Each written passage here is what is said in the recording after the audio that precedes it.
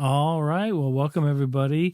We are joined today by Natalie Suarez, a leader at the Huntress Security firm, one of the greatest security providers for organizations across the board here in the United States. I am your host, David Dean Morrow, and Natalie, welcome to the studio. Well, thank you for having me. Happy to be here. So, tell us a little bit background. You've been in the industry. You've been in leadership, IT engineering, software development, a whole bunch of really great accolades that you've earned over the years. Tell us why you chose to work with Huntress. Well, honestly, it has such a great culture, first of all. It has a great culture. Everyone here is just so willing to work with their other colleagues.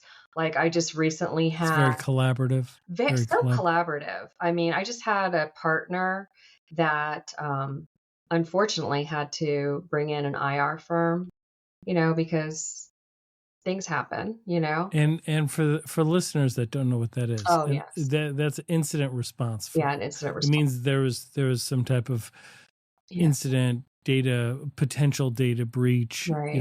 that type of horrible thing. Right. So they didn't have all the tools completely deployed. And they just needed some really deep explanation of the adversaries, the bad guys, the threat actors, Right. their tradecraft, what exactly they did, why were they able to get in and what exactly they did and at what time they did it. And I just went on Slack and said, hey, hey, SOC support, hey, threat researchers, can someone jump on a call? And this was like after 5 o'clock yesterday. And they're like, sure. Okay, how's 9:30 a.m. tomorrow? I'm like, great. That's great. It's so collaborative. I mean, everyone here truly cares about each other and our partners. And everyone is really, I'm so proud to be part of a team that really does care about, the 99%, the small to mid-sized businesses, which really are the backbone of our whole economy here in the United States. They're so important, and it's great that a company like Huntress cares about that. Yeah, absolutely. And things have changed here in the US, Oh, especially with regard to our use of technology. When I think of 20, 25 years ago, I mean, there were computers in the office, but we weren't, it seems to me anyway, that we weren't as dependent on them, meaning when things went down and you couldn't access things, we still had paper versions or processes in place in the kinetic world where we could still get things done, whatever it is, operations, sales, finance, whatever it is, right? Yeah, But today it seems like everything is digitized. I know. And so when there is an outage, it is that much more damaging or that much more impactful. Oh, yeah, because people don't know, what to do. There was a Right. local car dealership. A few years ago, there was a big breach that affected car dealerships, right? I think it was a third-party software they all used. Oh, that was huge. Yeah, It it was huge. went across the country. Right. So my husband sells commercial trucks. So he works at a dealership. They sell Oh, cars and they wow. sell commercial Oh, yeah. trucks. And the system went down and the younger And nothing can be generation done. Yeah, like nothing can be done, we're right? like, Like we can't you sell can't go anything. look in the book, We right? can't There's no like the big book that used to be there. You're like, well, I think my we've husband, got this model, my right? husband's Like you like, can't, this is a piece of paper, this is a pen. right? We can fill Yes. out the buyer's order. And when the systems come back up, we'll just put it in the computer. It'll be okay, Right. guys. It's exactly right. I mean, It's and in hilarious. healthcare, you see it with Oh, medical yeah. records, right? Like, Uh-huh. and it's tragic what happens in healthcare, isn't it? Because Oh, it is. it's they can't render medical care. These people who need It's service dangerous. now, right, have to be shipped and transported over to another center, like another complete hospital system, right? And that can be 2 hours away, especially in rural communities, and it becomes very, very risky. Yeah, you don't think about things like that because medications are locked digitally, right? Yeah. You know? Well, it Um, kind of makes you scratch your head. You're yeah, like, well, we automated all this stuff. Like, yeah. should we have? Like, should everything have been automated? Like, couldn't we have left some aspects of our organizations to the Amish where we've got the paper, right? I know. Like, Yeah, I, it really is crazy. I mean, it's been such a benefit in so many ways when you think of it, even in the medical community, that you can now have a laparoscopic surgery, right? And yeah, you can have your gallbladder taken out and be up and at it the next day when right, 20 years ago that was so painful because they had to basically cut your entire body open, right? And now you right. have a scar that's this big. Yeah, It's just crazy. Technology everywhere. I mean, yeah. you know, Amazing. I mean, you think about, geez, it's everything. Music, right? I Oh, mean, there's yeah. been a resurgence in looking for LPs, right? I mean, we actually have LPs, Oh, yeah. Yeah. but it's Well, so the easy. fidelity is like that's a whole other Oh, I podcast know. because It is. the music, the fidelity on a vinyl is Mhm. just so rich and so It deep is. It is. compared to the It is. compression that has to happen Boy, it in didn't take us in long to get derailed, did it? no, it didn't take me long to jump down a different rabbit hole. Not at all. It's like point something shiny at me and I'll just start asking about music. I know. So, what It's just about these pirate cases with these? Let's talk about that. That's kind of cybercrime and kind of small yeah, business, right? it's crazy, right? So I did. Um, I did. Let me try and wrangle us back in. sure. Go So right ahead. you describe yourself as a cybersecurity storyteller, Yes. and I really value that, and I think business leaders, they don't care about Mhm. cybersecurity per Right. se, right? Right. They care about their business. They care Mhm. if they're an attorney, they care about, the trial that's coming up, the billable hours, the e-discovery of their medical provider, right? They care about the billing, the invoicing, the coding, and the rendering of medical care. That's what they went to school Right. for. That's what they care about. But they want to reduce their risk. Mhm. And so cybersecurity, because like we just talked about, um, we're all so much more dependent on technology than ever Yes. before. So cybersecurity is something they have to address. Right. And but oftentimes, and I hear this from a lot of clients and leaders and friends of Mhm. mine, that the industry talks to them in acronyms. Mhm. They like, and it doesn't land, right? It doesn't resonate with them. Mm-mm. So, when did you realize that being a storyteller was actually your job and not just a nice way of describing it? That's a great question. I feel like I've had this little guardian angel my whole career, and I really kind of just fell into doing the job where I was going out and working with people like you and managed service providers and going and talking to their clients. And I just found that if you could tell a story that resonates, if I could tell you a true story about what actually happens in a small business when there is ransomware or when a breach or an incident disrupts business operations or when a bad guy, you know, you know, takes over their email, right? Business email compromise and starts changing all the invoices to pay them rather than to pay the company and just what those operational impacts are. Because the thing that I like to say is it's not that you're too small for a cyber attack. You're too small to make the headlines is what they don't Right. realize. But working Correct. at a company like Huntress, I could see the real stories and I can see the impact.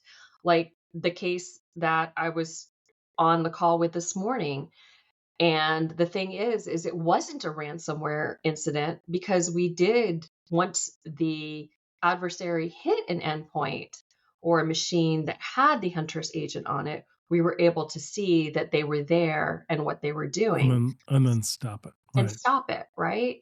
But they don't think about they think they need to understand the dollar cost, right? Right? Yeah, Because if how long can I not be operational and continue to stay in business, right? They have exactly. to understand if I'm hit by a ransomware incident and I have to call in an incident response team and I have to call my cyber insurance carrier, they're all going to be hands off. This is a crime scene, right? So, Yep. how long is it going to take to get maybe duplicative systems up? Say you're lucky and you do really have an offsite backup.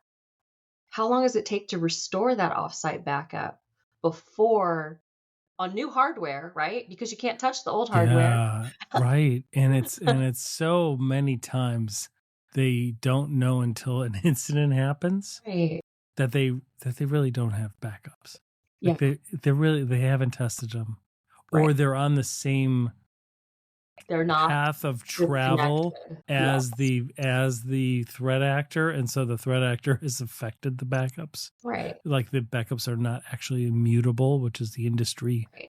fancy word Right. for it's separate. Like you have to separate your Right. backups So so that nobody way. cares if I say ransomware or business continuity or disaster Right, recovery, but they do care when I say things like, you know, what is your plan if you can't access your invoicing system or collect payments for 5 right, days?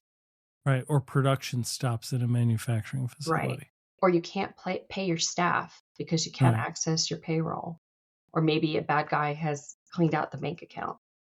Yeah. And that's Yeah. the price of us modernizing, right? Right. Digital transformation, which was driven by vendors Mhm. across the board for the last 20 years. And now we're more dependent on the technology than ever before. Right. Right. But, Unbelievable. it's a double-edged Yeah. sword, though. The technology is also what protects us, right? Yep. That's exactly right. So it's You just all know, how you use it. we often hear that the users, the actual users, Mhm.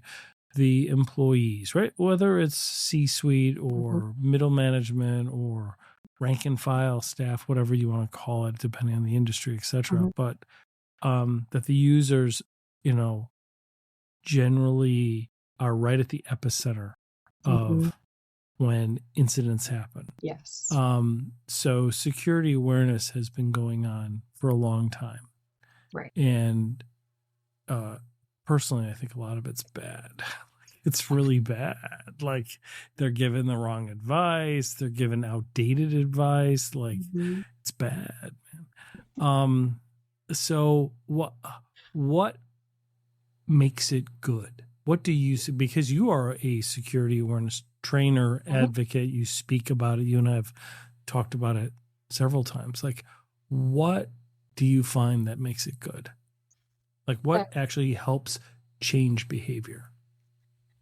so part of that is real stories, real Yeah, examples of what happens. absolutely. Yep. Part of it is actually science-based, right? As you Hmm. know, with Huntress, science-based training, short episodes, eye-catching, because like we said earlier, one shiny thing goes by and we lose our attention, right? Yeah, we all So have. We're just everybody's used to TikToking their yeah. lives, So why not right? make your security awareness training shiny, 100%. Yeah, right? And yeah, science says you're more likely to remember it if it's short and if it's to the point and if it's yeah. entertaining. Right. Right. You can't be able to, like with traditional security awareness training, go hit play, right? Then you leave, right? And go do something else while it's playing Yeah. and come back That's and Google the answers to all your questions. Did you have a camera in my office for the last like 15 years? Because that's what everybody did, right? You're like, Right. hit play, go get a sandwich, come back. You take the quiz because it's like, yeah, I won't That's click on all. that. Got it, right? Like it's so right. It can't be like, but there's so many. There's really good advice that's been coming out lately, and what I like is how they've I mean, we can't, everybody's so sick of hearing about AI, but AI has dramatically changed a lot of Mhm. things. Um, but when you think about the traditional, phishing emails Mhm. and things like that, right? It used to be, well, Nigerian. older. I'm older. So I literally got an email from the Prince of Nigeria. Like I literally, and I had printed it out. I had it on my wall, and I was like, when you walk in my office, I am royalty. I'm just letting you know. Prince of Nigeria said I am related. He just needs me to give him my I used to have it on my wall. I swear to God, That's hilarious. So, well, yeah, because I was like, I wish I still had it. I would love to find it and like print it out again. That would just be so great. Anyway, funny. Going down the rabbit hole again. Go to the Wayback Machine. I'm sure that is the way. I could probably find my exact one because I believe I was the only one that got it. Oh yeah, because I was royalty. But the point is like they weren't so obvious as that because even back then, like it was obvious, right? But it used to be red flags like look for bad grammar, look for that immediate sense of urgency or a link that was bad and the recent and modern advice is really good. It's like, stop trying to figure it out. Like, you don't have to tell whether something is a phishing email because of AI, it's going to be perfect. Like, it's going to come right from the vendor that you know. It's going to have their name, their number. Like the link will look good to you. Mm-hmm. Like there won't be grammar issues. It'll speak in the language of the person. Like it is going to be really good. Ask instead what it's asking you to do. Does that make sense? Is that right? Yeah. Does it make What's sense? What's the context? Like it's the awareness. It's the actual contextual, like, why is this vendor asking me to do this? Or why is that? You know what I mean? And then just verify the human. Like call the vendor on the actual number that you know the vendor is. Not the number in the email, guys. Not the number, right. Not the number in the email. That's their channel. They're in control. They sent you the communication. Go to one that you're in control of. Mm-hmm. You call the number, you've talked to them, right? Or if you're in the office, right, walk down the hall and actually just speak with them. Verify the actual human. You do that, and a lot of issues are gone. Like, and that's really easy advice to give, and it's good, impactful. True. It's really good advice. Slow down, right? Yeah. How many times are we doing 9 million things at the same time, right? Yeah. I think a lot of it is not just that people are just like, I'm clicking, I'm reading this email, I'm responding to this. I might be, listening to a podcast all at the same time. Right. Just stop for a minute. Right. Stop and think. Does this make sense? I mean, yeah. I mean, does Kyle, the CEO Huntress, really need those gift cards right now? Right. Does he need me to run over and go to Walmart, like, or run to Target for him? Like, does Kyle not have a Target where he lives? Like, have a Target? Does he not have like an assistant? Like, he's the CEO. Like, well, why is he asking me over in this department to go do that? But the boss says, so I better go. And you know what's shocking is, and what you're referencing is when someone in leadership asks an employee to go and get gift cards, right? It's obviously not real. You'd be surprised at how bright and smart several people that I've met are who've gone there and done it. Then they've done it. Yeah. And like they'll catch it. And the only reason I know about it and they've been brave enough to tell me about it is they figured it out like after buying the gift cards and before calling them back. Right? Or like they literally got in the car, like drove and did that. And I'm like, at what point in your Harvard MBA did you not realize that you are not dumb, man? You are smart. Like, what? Stop and just chill out for a minute. That was it. And really what it is it's that like you mentioned the science behind it before, and neuroscientifically, right? Like we are getting triggered like in our reptile brain, in our limbic brain of urgency, right? There's a woolly mammoth in the village. I have to either kill it, but it's too big, so I have to run, right? And so it just drives behavior without kicking in that and common sense. right, without the cortisol slowing Yeah. down, and then you can actually think clearer, and then our neocortex can kick in, your modern brain, and go, hey, this is dumb. Like, hey, maybe I shouldn't do it, right? Like, it gives you some context. True. Yeah, It's true. that's really good.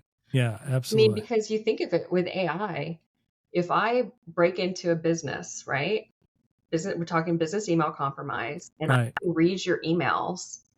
It's so easy for me to take an AI agent and say, hey, write an email that sounds just like your CEO, Oh, or absolutely. write an email that sounds just like whoever. But they Now, don't have to you work. mentioned a phrase, business Yeah, email compromise. Can yes, you explain it to somebody that might not know what sure. we're talking about? Sure. Business email compromise. I mean, there's several ways it can happen. It usually starts with one of those phishing emails, right? Hmm. Or it could start with a CAPTCHA. You know how you always see CAPTCHAs every time, this is a CAPTCHA to make sure this is really you logging in to get this DocuSign, right? To Right, sign this like financial. click on all the buses Click on in all the like buses. Oh, you right. missed a bus. Now click on all the bikes, Yeah. They that always take like a million times too. Yeah.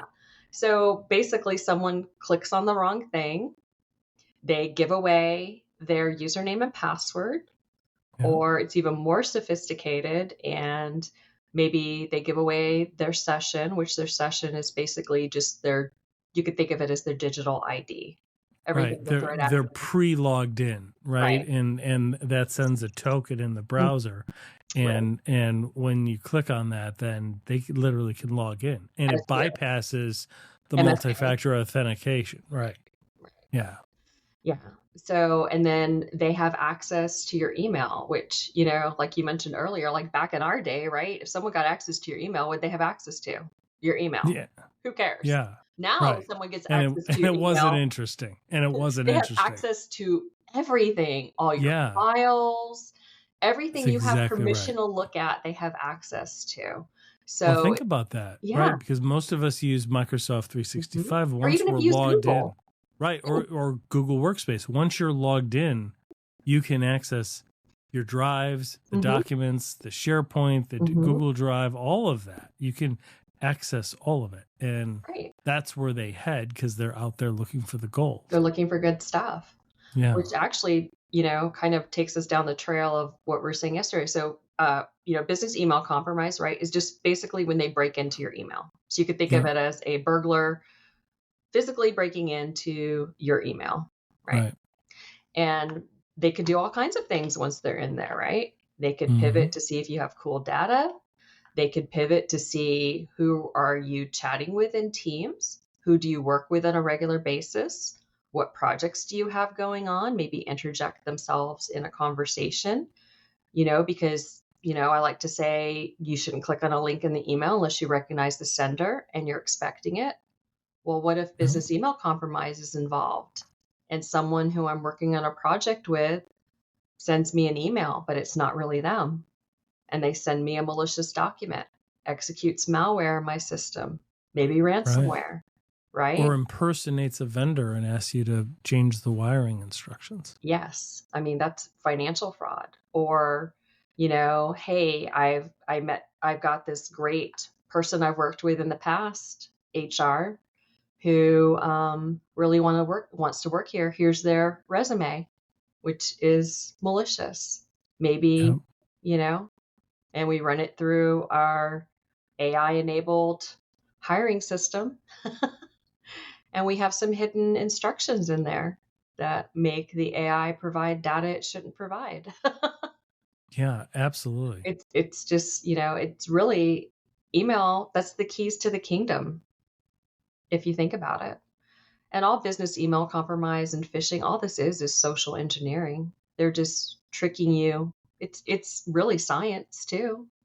It's just social engineering, making you feel that you have to do something urgently, or you're going to be in. Sometimes people click things because they think they're going to be in trouble, or something really bad is going to happen if I don't act on this right away. Like, hey, if I don't Right. pay this invoice right now, we're going to lose this major contract. If I don't, I mean, we talked about silly things like gift cards, but these threat actors, they're not. I mean, some of them still, that's small potatoes, gift cards, right? Hmm. They Correct. they wanna redirect payments from your customers. Right. They wanna get into your bank account. They want your data because your data is gold, right? Absolutely. They want your personally identifiable data. They want your, um, intellectual property, right? What if you're what if you're in the medical field and you're doing some really leading edge research um, on medications to cure cancer or Right. Alzheimer's? I mean, yeah, your intellectual property Yeah. it's it is everything that your organization is. I It's the secret yeah. sauce, right? I think that a lot of times business leaders don't really. There's when I'm doing one of these talks, there's a slide I like to use, and I like to show what the value is of different types of data, right? Hmm. Like our credit card on the black market is like worth $1 because it's all out Right. there, right? Our social security number is A worth like a dollar, buck. Yeah, it's like a right? dollar. Unless Right. it is the social security number of an infant, Correct. Because and then they can use that for right, 15, 20 years. yeah. So Right. quick personal tip: if you have children, Freeze your children's credit. they don't want to. You don't want to cut kids to be surprised at 16 when they try to get that first start. Building credit or opening their own bank accounts, that their credit's been used for 15, 20 years by some bad guy, right? Yeah. Yeah. I had spoken to a family a few Mhm. months back that they were doing just that. And Oh, the child had a foreclosed condo in Nevada. oh, It's that is ridiculous. such a And all I could guide them to is, well, do what you should have done. Do that now. Go ahead do it and now, freeze and put that on. But it's going to be years now get of it cleaned up. identity cleaning up, fixing the Mhm, FICO scores, all of that. mhm. It's a huge It's just a mess. mess. Yeah, Yeah.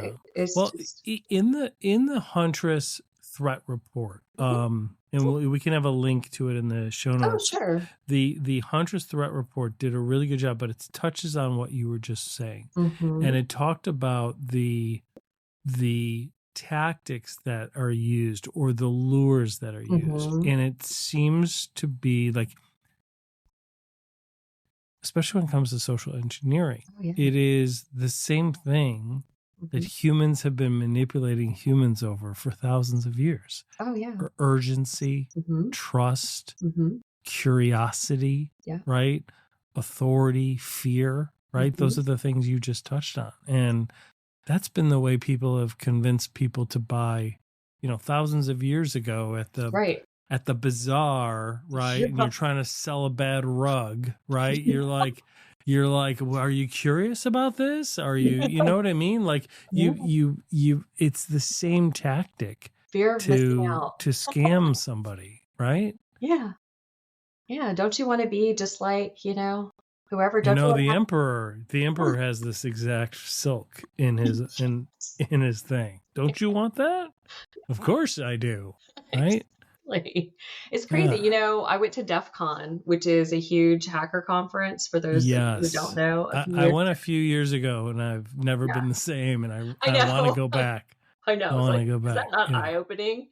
Yes. Um, It is so freaky. my favorite place was the Social Engineering Village.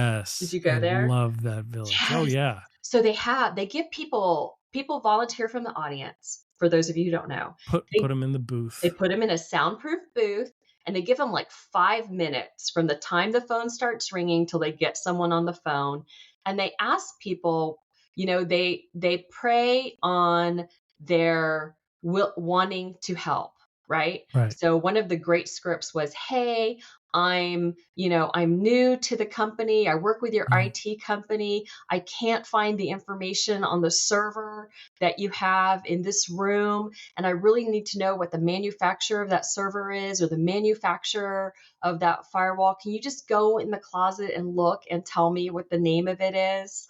Right? And you would be surprised. They were calling places like Target and Oh yeah. PetSmart, and Right. almost everybody gave away information that an attacker could use. If I know what Right. firewall you're using or what switch you're using, I could go look up what vulnerabilities there are Well, for that device. and for people that don't realize that the reason for that is the dark web is Mhm. like Amazon. Oh, Like yeah. literally, it looks Scary like Amazon. Amazon. Like I want vulnerabilities. I want to copy this code. You don't need You don't need to know skills. anything. You don't need skills. You just need a Bitcoin wallet or a Monero wallet. And you're gonna buy the code or the program, right on like an Amazon. You'll download it, and Mhm. then you're gonna go and launch it based on that vulnerability. So if now I can find out by using the phone that you use this type of technology, Right. I'm going to go buy the vulnerability to get inside that technology. Mhm. Pretty simple. Well, and there's also not even on the dark web, Mhm. like there's ways that you can find out what technology organizations use, right? You've got all the data brokers out there Yes, you do. because you've got people trying to sell into these organizations Mhm. and they collect all of this data, Yes, they do. right? So there's ways. I know, like, there's Zoom Info and Mhm. Cognism and things like that. You can generally, now they don't have like the model numbers Right. and stuff, but they generally will say, hey, this is a Dell shop, or this is a, Right. Meraki Mhm. shop, or they're using this type of software. Oh, yeah. And it's so easy to scrape all you don't need back in our day, let's age ourselves, right? Yes, I To know. be a It's threat sad. actor, yeah, because that's so fun. Yeah. To be a threat Back in our actor day, we had to walk 2 miles uphill both ways just to hack a business. in the snow, and I live In in the Florida, snow. Right. Exactly. right? I had to walk on the sand, and I live in Indianapolis. Yeah. So, yes. So, you mean you had to have skills to be a threat actor. Yes. You had to be a software You did. developer or a network engineer. Yeah. You couldn't just, buy this stuff, right? Right. And like you were saying, you don't even have to go to the dark web anymore. Do you know how easy it is Hmm. if I want to spread malware? Say I hit Target, right? And how easy it would be for me to hit Target headquarters, right? And then take a piece of software, a remote monitoring and management software, right? So I use my social engineering. I fool somebody into installing something they shouldn't, and that thing they install is an RMM, and it gives me access to deploy malware to multiple target branches.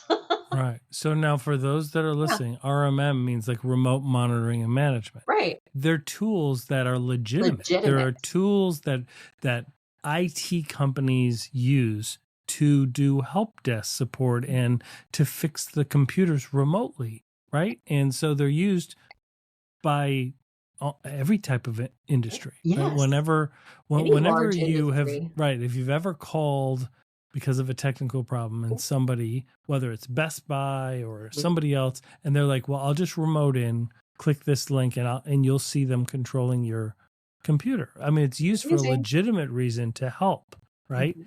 But the attackers, you just brought up a great point. The attackers are leveraging, and this is what your report showed Mhm. this year, a huge amount. In fact, it was the number one instance, right? Yeah. Was exploiting and using those legitimate tools Mhm. to spread something that would otherwise be local. Those legitimate tools are in every aspect of the organization. And so they Yeah. spread it right off of that. Yeah, any large organization, like you said, managed service providers use that for small businesses, but Yeah. many large organizations use those kind of tools, right? Yep. And the thing is it's super easy for anyone to go to the internet and download a legitimate copy of one of these tools for a Right. trial, Right. right? So you don't even have to go to the dark web. And I know everyone's sick of AI, but with I can write code, right? I don't Right. have to be a software developer anymore. No, you I wonder literally how, just tell it. one of my late night musings is I would wonder if anyone has quantified the impact of AI on the dark market. Oh, that's a really good You point. know? Yeah, That's a really interesting question. because instead of buying it and having to share my profits, why don't I just, spin up Claude code and write it myself? Wow. I've got Claude on right here. I might just Yeah, I know. That's not what we want to do, No, but that's it's not what we want. yeah. But it's really easy for attackers to use legitimate tools. Yeah. It it Absolutely. it really it is very easy for them to use legitimate tools. But, that's why, you know, that's why when you deploy cyber protections like cyber software, you wanna Mhm. understand what the company you're working with, what they're doing. Is it Absolutely. it's antivirus isn't enough because antivirus wouldn't blink at someone installing a legitimate tool, right? Yeah. But if you It have someone who's looking at what we call tradecraft, and all tradecraft is what are the things that the bad guys do after they install the remote monitoring tool, right. right? Are all of a sudden are we seeing a bunch of new admin accounts created or accounts that have elevated permission so they can access more things? Are we Well, and that Yeah. brings up a really good point. So you just made a really good point, and that is just because somebody clicks a link Mhm, or installs something or gets fooled, it's mhm. not tantamount, No. fancy word. It's Yes, not tantamount to you're a very smart. breach. It's No, not, it's not. it doesn't rise like the term breach is actually a legal term, Yes. and it is when access is of sensitive data once they get it. But if somebody accesses an employee's laptop, Mhm. this is why those security tools like Huntress Mhm. exist, because if you might not be able to stop humans from clicking and from doing things, but if you can stop it the moment it hits that device, Right. it's not a breach. You Like can it's stop not a lot of that's not a damage. breach. Did they get in unauthorized? Yes. That's not a breach, Mm-mm. right? It's a breach when they exfiltrate the data, when they access the sensitive data, right? Like when they move from that device, they move laterally, they escalate privileges, they move up, they're going to launch ransomware. When those things execute is when it's a breach. And so the time period gets studied. You guys studied that. And what was interesting in your report is the time period is actually getting a little bit longer. Yes, again. Very interesting because they're spying more, aren't they? They Mhm. are taking more Taking time time. focusing on being stealthy, Mhm. right? And focusing on evading detection and moving so that they don't get caught. Right. And so they're moving slower Mhm. because look, we're looking for bad behavior. We're looking for shady characters, right? So And shady behavior. And if you can spot it, and sometimes when they move faster, it's sometimes easier to spot right. because you're like, well, that's not what the user normally does. What are Right. they doing, right? But if they do it one day Mhm. and then the next day they do just a little bit more, Right. it's less obvious, Oh, right? definitely. Even to the technology, Yes. right? That's It's less obvious even to the technology. right. So if I create one administrator account, Yeah, that's normal, right? right. Exactly. Right? If I create a bunch, that's gonna set off alarms, right? Right. Yeah. It's what they do when they get in, and like you said, the reason it's taking longer I find it interesting because it used to be a long period of time, and then it got Oh impatient. yeah. It went down to a very short period of time, and now it seems to be growing again, Right. and again, I think it links back to the value of the data. They really Mhm. want to maximize what they're getting. Are they getting intellectual property? Or are they getting personally identifiable information they can use in scams? Because when they're attacking businesses, they're not just attacking those businesses. If they get personal information about me or you, Oh they yeah. can target me or you, right? Well, and that's something that is not talked about, and it is not in the media. So, Right, because we're too in small. right, I mean, but that's something that I touch on a lot, and that is the people, the humans at the epicenter of these breaches. They get their 401ks drained. I've Mhm. spoken to these people. I'm part Oh, of the yeah. FBI's InfoGuard, and like Mhm. we get calls all the time. We have to like, and they're like, "Yeah, my employer's dealing with this. I have to go give a deposition because of this breach." But I got my 401ks taken, like all the and Working. nobody like that's not in the news. No, Like they're not talking about that, no. and sometimes they're executives.